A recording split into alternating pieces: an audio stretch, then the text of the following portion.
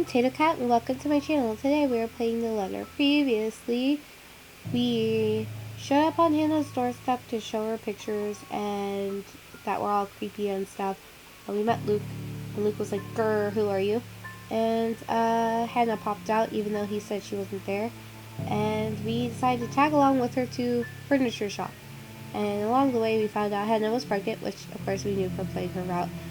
But also, Zach has a niece. Yeah, he's Zach. And, we talked about that. Then suddenly Zach remembered, yes, the pictures. And me being me was like, yeah, let's show her those. And it didn't go so well. And that's pretty much where we left off. Alright, let us continue. Just try to keep the edits to a minimum, Yeah. I can, sure. You can take your time, of course. And speaking of time, I really must go. I really hope she would believe us.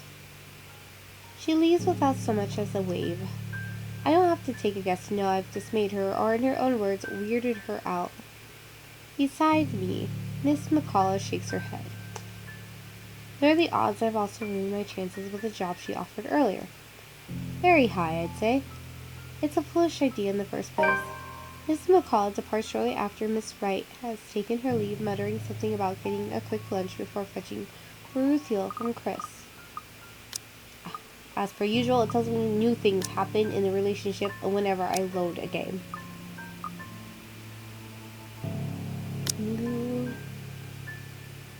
Yes, here it is.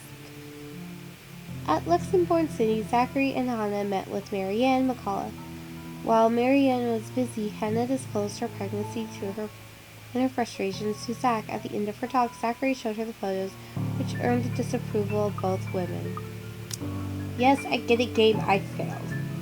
I don't know what or who a Ruthil is. It must be important for her to be in this kind of hurry. And, well, she doesn't seem to be fond of small talk, something we can both agree on. Lunch sounds good, or a walk around the city, maybe? But with the sun as high as it is now, nah. And after how things went with Miss Hannah went, I simply can't muster the appetite for anything at the moment. If I don't do anything with it now, I have the impression it will rear its ugly head again. And by then, things might be too late to fix. What other choices do I have? Ash? Rebecca? In all likelihood, all they'll give me is a pat on the back and it. See, man, go get some sleep. You're at it again. From Ash. I talked to Isabella, but I haven't seen her around since she showed up at my apartment 2 days ago. Weird. Oh, that doesn't seem too good for Isabella. There is one person, though. Damn, I should have thought of that first. The priest? As it turns out, I do have another choice.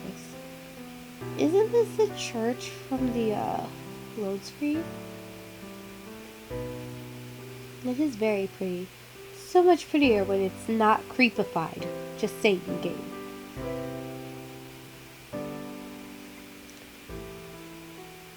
I'm not a religious person. I won't identify myself as such. Or rather, I can't. Sure, my grandparents didn't have to force me to go weekly. I'd happily join them. In fact, most of my childhood Sundays have been spent attending service. It's simply that, as you get older, the more experience you get forming your own beliefs on things becomes easier, for the lack of a better word. And at one point, it just stopped. That kind of thing. Nevertheless, I have no disdain for it. Sometimes it does help. When things are really, really bad. When the dreams won't stay where they should be. Talking does. A bit.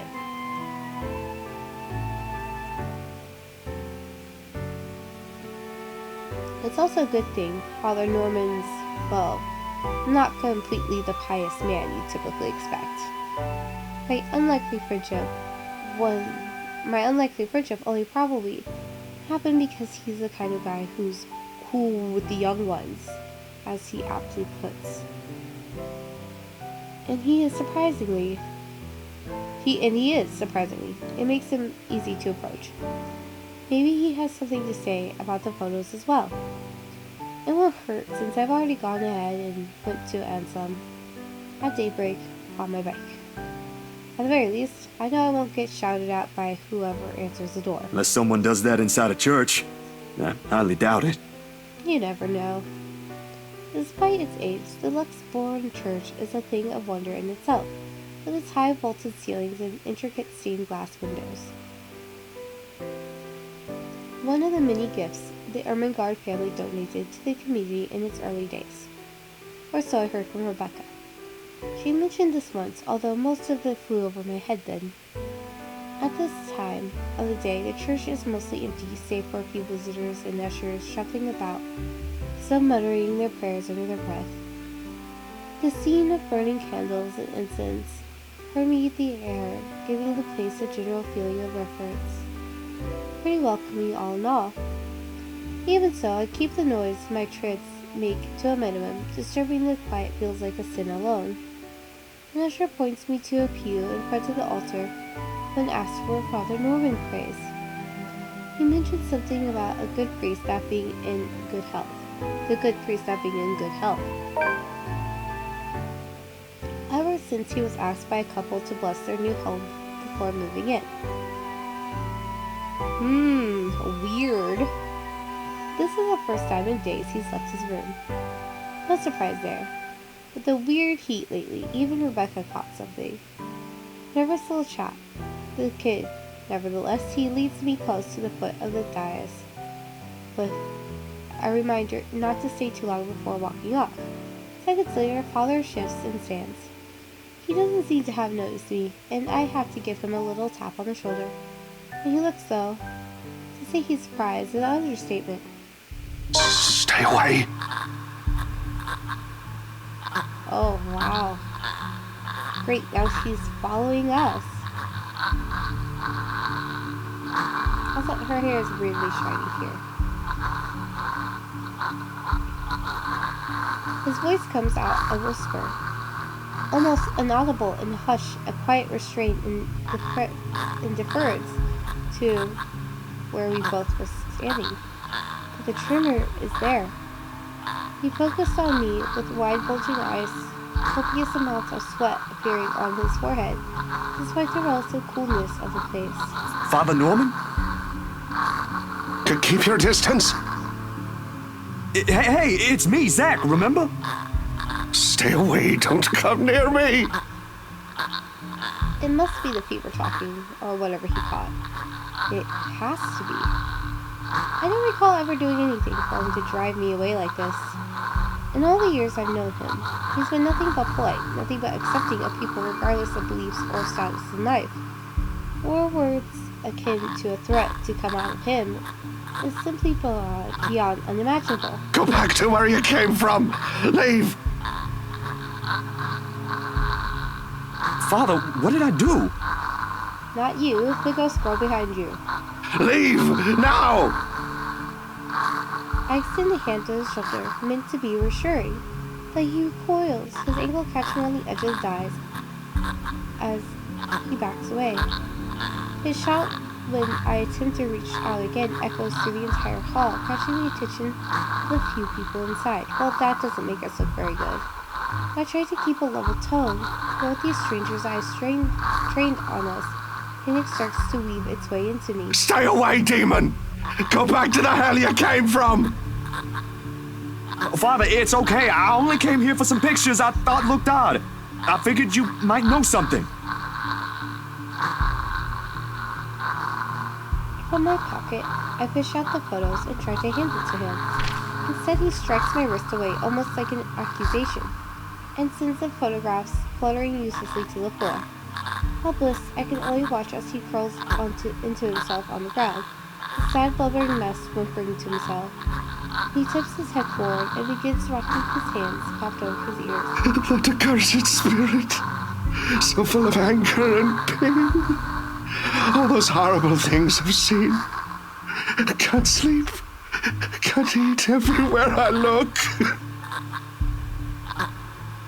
Go away. Go away. Go away. You're not supposed to be here. This is a house of God. Be gone, demon. I don't think she's a demon, she's a ghost. So I would assume there are different things you have to do. Lord have mercy, God, our Lord, King of ages, all powerful and almighty. You who made everything and transform everything simply by your will. Journal updated. Timeline October 27th. What does it say now? Let's see. Disappointed because he wasn't able to accomplish his mission with Hannah, Zachary went to his friend, Father Norman, for advice. However, in an unexpected turn of events, the priest vehemently pushes Zach away, and curses and calling him a demon. A number of people have moved closer, mostly just to gawk. Thankfully, as if to save him from being an utter spectacle, 2 ushers come out, taking him away. One of them, the kid from earlier, shoots me an apologetic look. I can't even return it to him. Anxiety is a powerful thing, a firm little notion that things eats and consumes you. I can still hear his prayers even as they drag him away. May he keep at bay and vanquish every evil power, every poison or malice invoked against us by corrupt and envious people. Then under the protection of your authority may we sing in gratitude. Well, it was a good thing we didn't have the priest talk when we had the opportunity to talk to the professor or the priest, huh? It rings, hums in me as I am left to pick up the pieces of this chaos. Back to square one we go. If there is salvation in this, I hope we find it soon. The moon is well into the night sky by the time I make it back home. My heavy treads and the sound of traffic outside echoing in my ears, filling the empty room with some semblance of life. Nana would scold me if she ever hears me walk like that. But after today, I really can't give a damn about everything.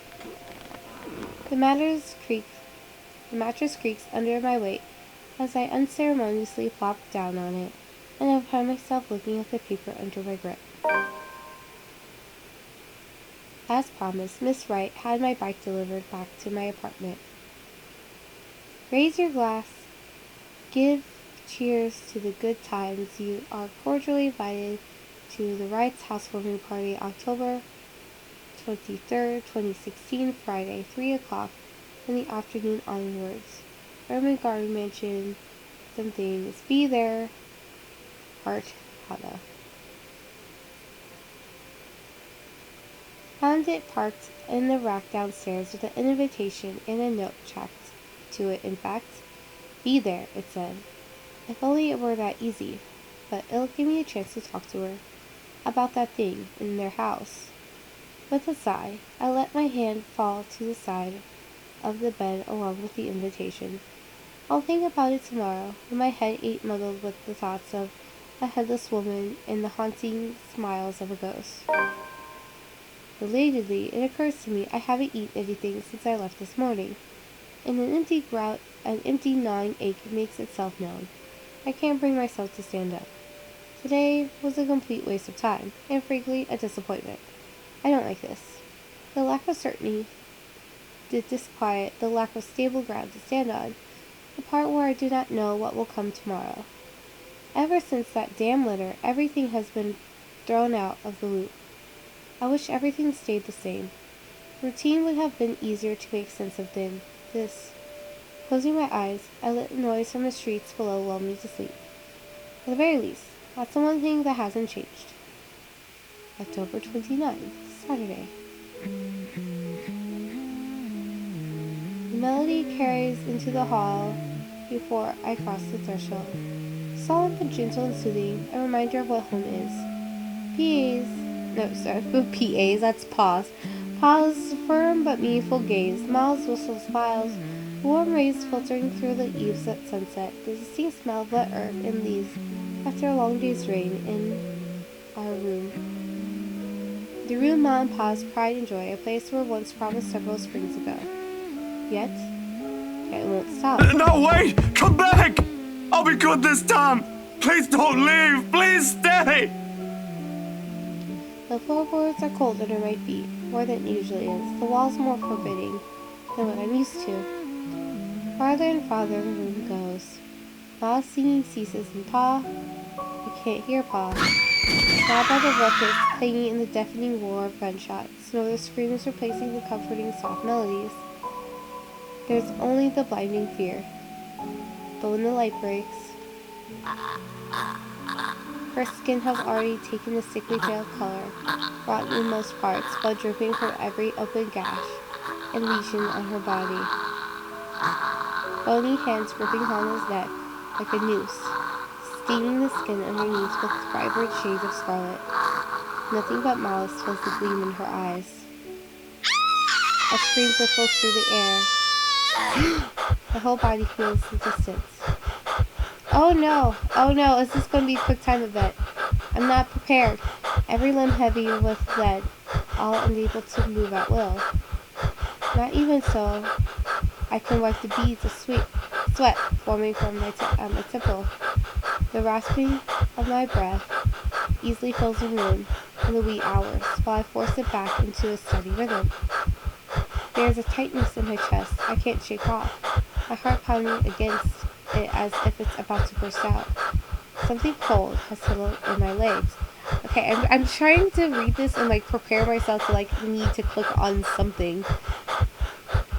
Not the usual chill that comes and goes with the passing breeze from the window, but one strong enough to sting, shackle, and leave a frigid sensation creeping up my skin.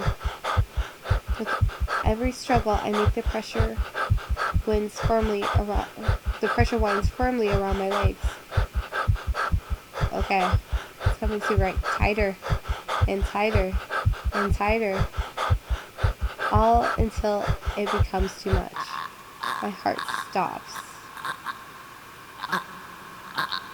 Another drop sweeps into the room, brings with it the iron tang of blood, thick, suffocating, filling my nose with a foul, sickening smell. As I shift my gaze downwards, it slowly comes into view.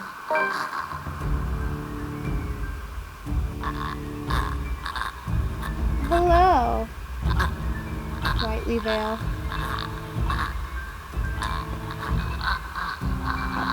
Mouth stretched in a hideous smile, and eyes brimming with nothing but madness. The stench of gore taints the air around me, and I can't look away from it. This is so loud. Every time, I feel like this song is like 10 times louder than the other songs.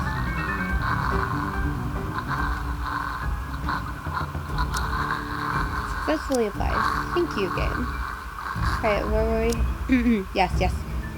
From it, her, amid terror and death, her uncanny twisted features alone scream. I tried to open my mouth to shout, to ask for any help, but my voice has left my body altogether. All I have is the painful realization that no kind of plea will ever save me from her. Then suddenly, the bed dips.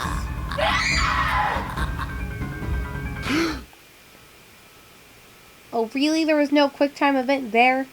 Really? I'm here preparing myself, like, gotta make sure I get all of the keys possible to reach in case they decide to continue the game while I have to read the directions in the corner. And then nothing? Nothing? Really, game? Really? Screw you, Gabe. The brutal plunge back into myself jerks me awake. There is no ear-splitting scream, no wild thrashing of limbs. Just a painful, constricting awareness that something has bound itself tightly around my neck. I waste no second pulling it. I'll blink it away, but allow myself a few minutes to steady my breathing before getting off the bed. Inhale, hold, exhale. 1 step, 2 steps, 3. But the dreams have gotten worse. Ever since 2 days ago, no longer are they the small cursory flashes I'm used to, but vivid ones that linger. I can still feel the blood in my hands, the putrid smell of rotting flesh, the sickening crunch of my bones breaking with every movement, and her cold, chilling eyes as they bore into me. I draw in one long, ragged breath, and before I know it, I'm walking out the door. Even in the waking world, it reeks. Wait, does that mean it's past the party? It did say the 23rd, right? Oh, it had to be because the 23rd doesn't make any sense. The 28th? The 28th. So this is before the party. Why did it look like it said the 23rd? I'm gonna look at the pictures. Not that. Back off. Let's save. And you can see what day I'm actually playing on. Wonderful. Because I have to know now. Let's see. General backlog.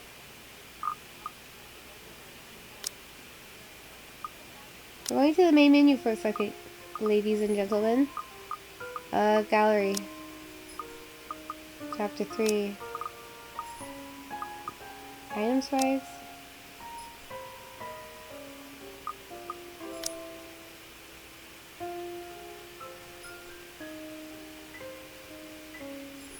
Is that an 8 or a 3? Oh, it's an 8.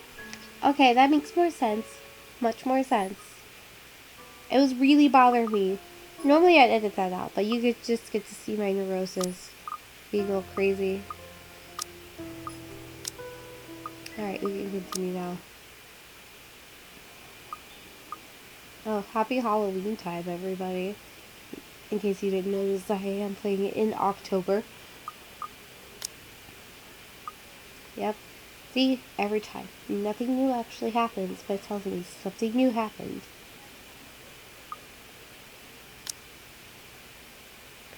A bench on the park is far from the most private place for thoughts in Luxbourne, considering its location at the heart of the bustling city. But in early hours of the morning, it provides enough peace and quiet for any poor problematic soul who happens to wander here. The city is just waking up a little later than usual, but knowing what day it is, one can't fault it for being a little tardy just this once. Yet neither the pleasant morning chill nor the soft twittering of birds does anything to banish the images. Every single one has rooted itself in my head, its skulls digging deep in what is no longer a safe place to hide in.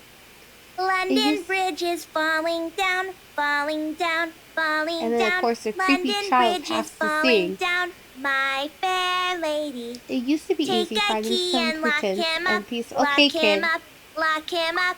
Take a key and lock him up, my fair lady. Are you sound effect or a voice? London Bridge is falling down, falling down, falling down. London Bridge is falling down, my fair I guess not. lady. You're a Take sound a effect. key and lock him up, lock him up, lock him up. Take a key and lock him up, my...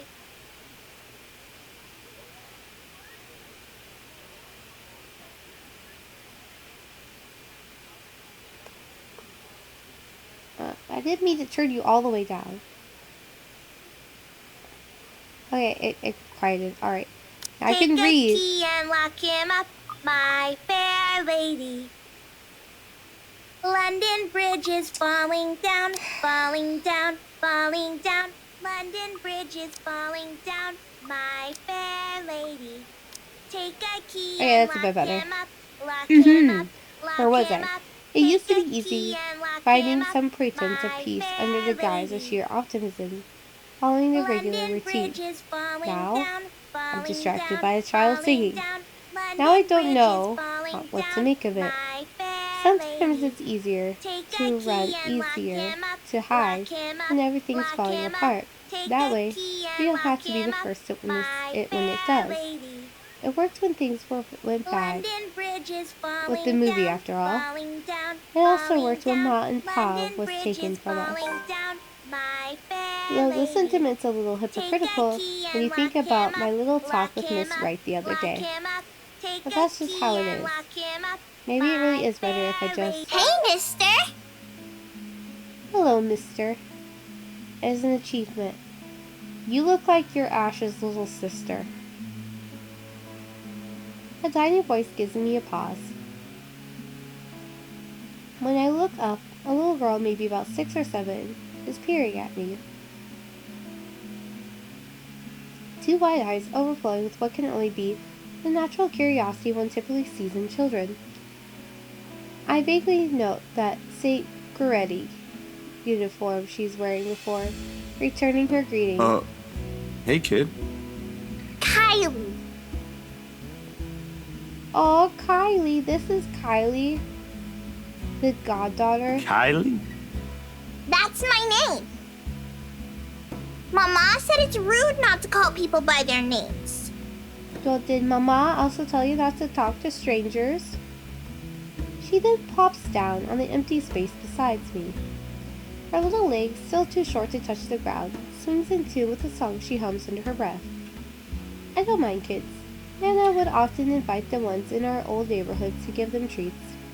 Of course, by then, Sis and I were both too old to play with them, but you get used to the commotion eventually.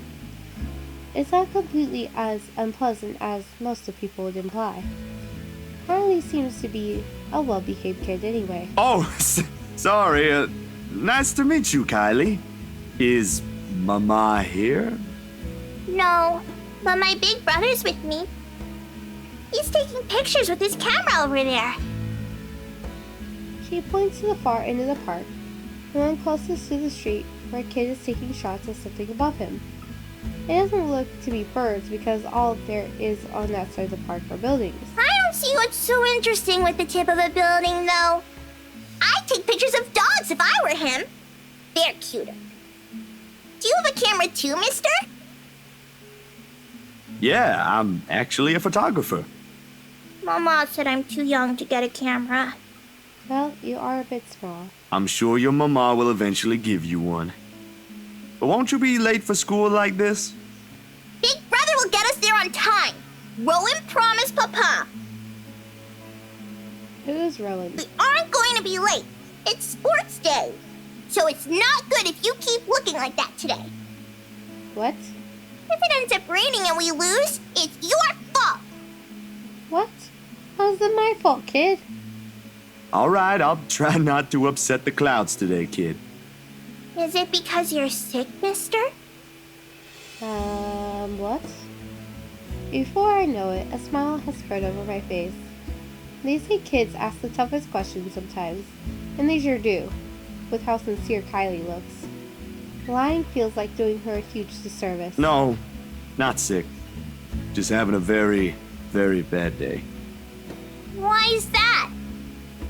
Is that like when my big brother ate all of my pudding? He did that once and then cried. It wasn't very nice of him. No, it wasn't. How dare he eat all your pudding? Yeah, I think so. You see, there's this mean girl. She's given my friends and I a lot of trouble. Hard to keep up when things are like that, you know? Especially when you can't do anything. It's kind of scary. Makes you wish things will just stay as peaceful as they used to be. Maybe she just wants to be friends with you? Yeah, she wants us to drag us to hell. But yeah, sure, friends. I highly doubt that. She already hurt one of my friends. What if she's just sad? Or maybe she just wants help. That's true, she does probably want help. In the weird ghost way of, help me, and then I become stronger and kill you anyways. That's what happened with Melody. I let her borrow my crayon when she left hers. Now we're playmates. Okay. It's not really the same thing, Kylie. What she did, they're pretty bad things. I still think there's another reason. Did you try talking to her? That's what Mama said I should do. Yep, let's talk to the ghost that wants to rip our face off. I don't think that'll work either. You haven't even tried yet. You sound like Rowan. You're just scared, mister. That strikes a chord. Maybe it's the honesty in her tone or simply the truth in the words itself. I don't know why, but I can't help it. Okay, well, we'll see where this thought process takes us in the next episode. I'm Potato Cat. Have a wonderful morning, evening, afternoon.